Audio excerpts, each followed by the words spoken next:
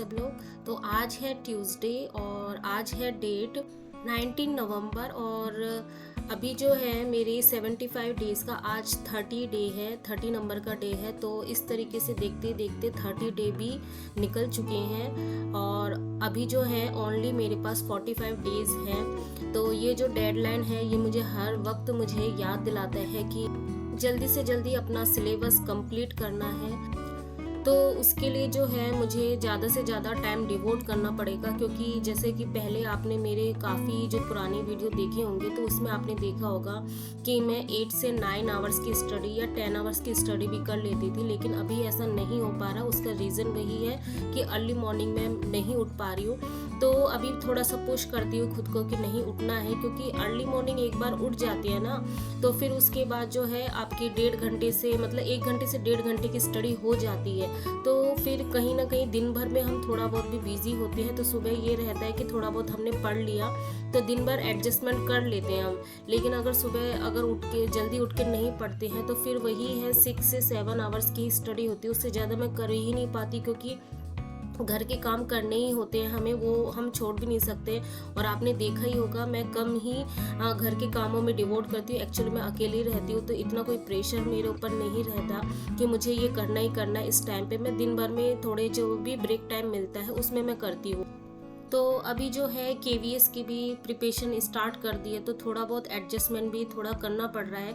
वैसे तो previous video में मैंने आपको बोला हुआ था कि KVS और DSSS भी जो है सेम ही सिलेबस होता है, लेकिन इतना भी सेम नहीं होता।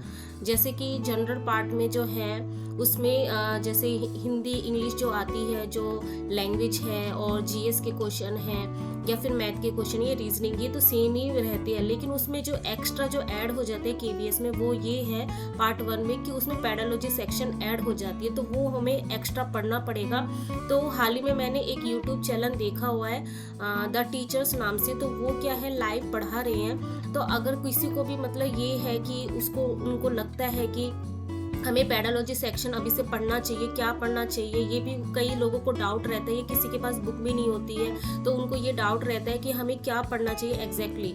ठीक है, तो ये क्योंकि KVS ने लास्ट टाइम पे जो है वो सिलेबस चेंज कर दिया था जो पेडालॉजी का है। पहले जो हमारी CDP आती थी, जो B.Ed में हमने पढ़ा हुआ था, वो पहले आता था। अब जो पिछले साल जो है, क्योंकि मैंने खुद अपीयरेंस दिया था, मैंने खुद एग्जाम दिया था, तो मुझे पता है कि वो क्वेश्चन किस तरीके से पूछे जाते हैं, तो वो बिल्कुल डिफरेंट है। तो अगर किसी को स्टार्ट करना हो तो उस चैनल को फॉलो कर सकते हैं, क्योंकि मैंने हाल ही में देखा है वो सर है जो करवा रहे हैं और उन्होंने 100 डेज चैलेंज भी स्टार्ट किया हुआ था। किसी को अगर फॉलो करना हो उनका तो वो भी कर सकते हैं। तो जो भी मुझे नया कुछ दिखता है तो मैं आप लोगों को अपडेट करती रहती हूँ।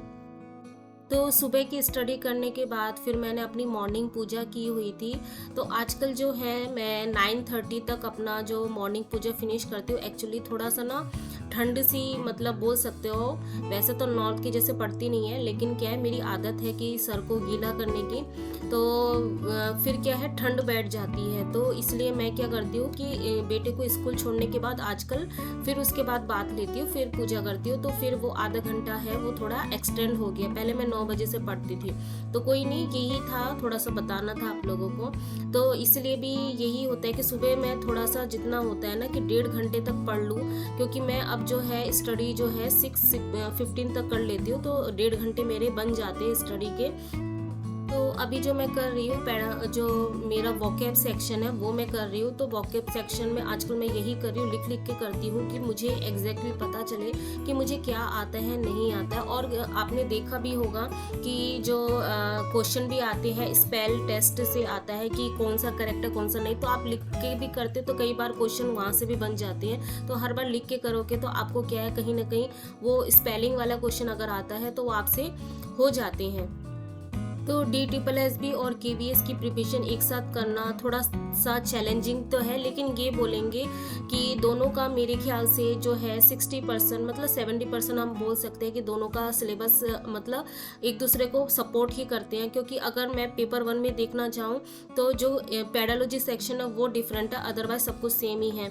ठीक है, पेपर 2 में देखने जाओ तो पेपर 2 में तो DSSS में भी आपका सब्जेक्ट ही पूछा जाता है, KVS में भी आपका सब्जेक्ट पूछा जाता है। लेकिन KVS में अगर TGT के लिए आप अप्लाई कर रहे हो तो वहाँ पे 11-12 का पोर्शन आता है तो अगर मैं आप लोग चाहो तो मैं उसका सिलेबस जो है कम्युनिटी पोस्ट में डाल दूंगी, जो मैथ का सिलेबस है, जिनका सब्जेक्ट मैथ है। तो आप खुद ही देख के आपको अंदाज़ा लग जाएगा कि केवीएस का जो है सिलेबस 11-12 को फॉलो करते हैं।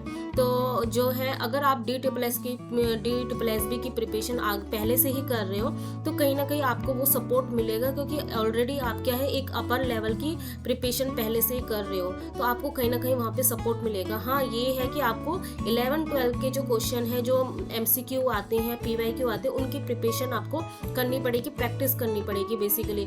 तो 11-12 का जो तो बहुत सारे क्वेश्चन बनते हैं, तो वहाँ पे प्रैक्टिस ही काम में आती है।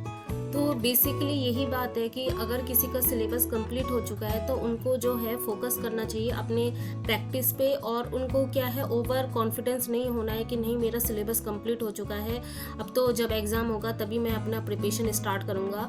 वो मतलब यही बात होती है जो लास्ट टाइम पे गलती कर देते हैं ना, मैक्सिमम लोग यही करते हैं कि उनको ओवर कॉन्फिडेंस हो जाता है, या वो सोचते हैं कि एग्ज़ाम टाइम पे हम प्रैक्टिस कर लेंगे। लेकिन नहीं, प्रैक्टिस ना जब जितनी जल्दी आप स्टार्ट करोगे उतना ही अच्छा है।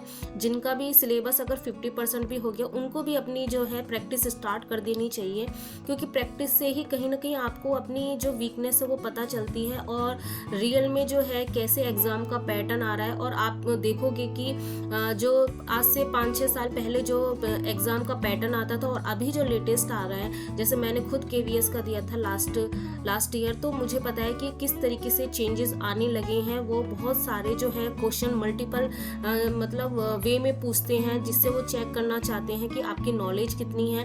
पेपर 1 तो स्पेशली बहुत ज़्यादा जो SSC लेवल का जो है, आप ऐसा बोल सकते हो कि उससे थोड़ा सा कम है, लेकिन हाँ ऐसा नहीं है कि बिल्कुल ही ईजी है। जैसे पहले CTET का मैं एग्ज़ाम देती थी, बहुत ईजी आते थे, लेकिन अभी CTET का पेपर आप देखोगे तो हार्ड आता है। मतलब जिसकी प्रैक्टिस अच्छी है वो कर सकता है, लेकिन जो बेसिक लेवल से स्टार्ट करना चाहेगा तो उसके तो बनेंगे ही नहीं क्वेश्चन। तो प्रैक्टिस करने से ही ये सारी चीज़ें आती है। आप चाहे कितना ही जो अपना कोर्स परचेज कर लो, पेड बैच ले लो, यूट्यूब से आप कितना ही देख लो, कितना ही आप सिलेबस कंप्लीट कर लो, तो आपका कहीं ना कहीं ना वो सिलेक्शन होने के चांसेस नहीं है, जितना आप प्रैक्टिस करके आप कर सकते हो। प्रैक्टिस मेन है। और ये मैं नहीं बोलूँगी, जैसे मैं हमेशा बोलती हूँ कि जिनका सब्जेक्ट मैथ है उनको स्पेशली प्रैक्टिस की नीड है, नहीं, जो भी सब्जेक्ट है, जिनका भी सब्जेक्ट है, क्योंकि अभी क्वेश्चन ना ऐसे थ्योरी वाइज नहीं पूछते हैं, डीपली क्वेश्चन पूछते हैं। क्योंकि जैसे मैं GS की प्रिपरेशन करती हूँ, जब मतलब थ्योरी मैंने पढ़ लिया है, लूसेंट से पढ़ लिया है, MCQ कर लिया है, लेकिन जब मैं मॉक टेस्ट देने जाती हूँ तब मैं देखती हूँ कि ये बहुत ही डिफरेंट तरह के क्वेश्चन आ रहे हैं, पूछे जा रहे हैं, जो हम सोच भी नहीं सकते हैं। तो यही है, क्वेश्चन कहीं से भी कैसे भी बन सकता है, उसके लिए आपको प्रिपेयर रहना है और हर एक सब्जेक्ट पे मतलब कमांड बनानी है। अगर GS है आपसे नहीं हो पा रहा तो इतना आप कर लीजिए कि बेसिक आपका हो जाए, और जो चारों सब्जेक्ट है, जो अदर 4 सब्जेक्ट है, उनके ऊपर आपकी अच्छी कमांड होनी चाहिए कि एटलीस्ट जो है पेपर 1 में आपकी 70% आ जाए। तो अभी जो टाइम हो रहा है वो हो रहा है 10:30, और आज था ट्यूसडे, और आज थी डेट जो है 19 नवंबर। तो आज जो स्टडी हुई है वो मैं पहले दिखा देती हूँ। तो आज जो स्टडी हुई है वो 7:30 जो स्टडी हुई है। तो आज जो मेरे 75 डेज़ का जो चैलेंज चला हुआ है उसका 30 डेज़ है आज, और आज मेरे 30 डेज़ फिनिश हो चुके हैं। ओनली अब मेरे पास जो है 45 डेज़ बचे हैं ओनली, तो काफ़ी कम टाइम बचे हैं। देखते हैं कितना क्या कर पाते हैं। तो GS में जो है आर्ट एंड कल्चर में मैंने आज जो सर्च किया था, जो मैंने देखा हुआ था, एक सर हैं जो रैंकर गुरुकुल्स के ही एक टीचर है जो GS पढ़ाते हैं, नाम याद नहीं आ रहा मुझे। तो उनका जो है 3 आवर्स का आई थिंक ऐसा कोई वीडियो था, 8 आवर्स का भी है उनका, लेकिन जो 3 आवर्स का लगभग, तो उनका मैंने देखा हुआ था। तो उसमें क्वेश्चन वगैरह थे, तो मैंने ओनली जो है 1.5 घंटे ही पढ़ा हुआ था सुबह। तो उसके बाद जो है जनरल मैथ में जो है एवरेज मेरा अभी 3 डेज़ चलेगा, तो ये वेडनेसडे तक चलेगा, और हाफ एन आवर जो प्रैक्टिस है वो रहती है। रीजनिंग आज मैंने इंग्लिश नहीं किया क्योंकि 3 घंटे का ही वीडियो है जो प्रीपोजिशन वाला। तो मैंने जो मॉर्निंग में किया ना, मैंने मॉर्निंग में किया हुआ था इंग्लिश में जो 10-10 का मेरा सेट रहता वो मैंने किया हुआ था, और मैंने इंग्लिश में आज कुछ नहीं किया, प्रीपोजिशन नहीं किया, क्योंकि वेडनेसडे के दिन या कल या परसों मैं जो पेंडिंग है 1.5 आवर्स वो पेंडिंग है, उसको मैं कर लूँगी और उसके बाद प्रैक्टिस भी करनी है। तो रीजनिंग में सिलोलिज्म किया। सिलोलिज्म जो है मैंने 1-2 वीडियो देखे, लेकिन मुझे उतना भी सेटिस्फेक्शन नहीं लगा जो मैं आपको बता सकूं कि इनका वीडियो अच्छा है।